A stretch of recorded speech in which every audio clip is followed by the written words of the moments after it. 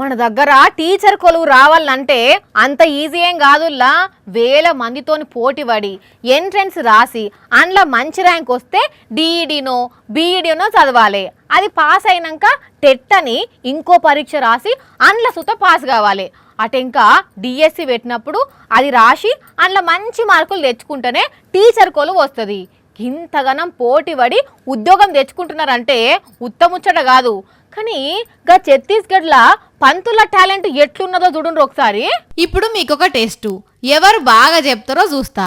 Test ఏందనంటే గా board మీద ఆ సార్ రాసిన సెంటెన్స్లు చదివి అదేందో చెప్పుండ్రు జరా.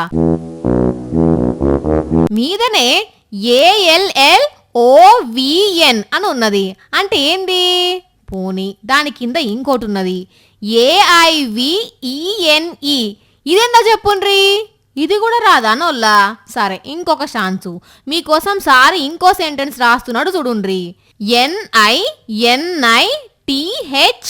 NINITHIN.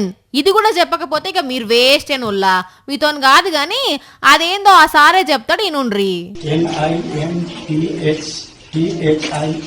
చూసిండ్రు కదా, AIVENE అంటే 11 అంట, NINITHIN అంటే 19 అని చదవాలి. ఛత్తీస్గఢ్లో ఒక గవర్నమెంట్ బల్లే టీచర్ కొలువు చేస్తున్న పంతులు పరిస్థితికి ఇది.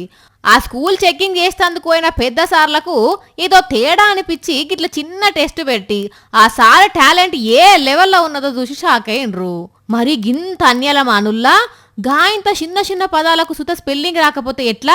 గీసోంటి సార్లు పిల్లలకు చదివేం చెప్తారు అని అంటున్నారు ఈ వీడియో చూసిన నెటిజన్లు. మరి సర్కార్ కొలువు అంటే ఏందనుకున్నారు? అట్లనే ఉంటది అని ఇంకొందరు కామెంట్లు పెడుతున్నారు.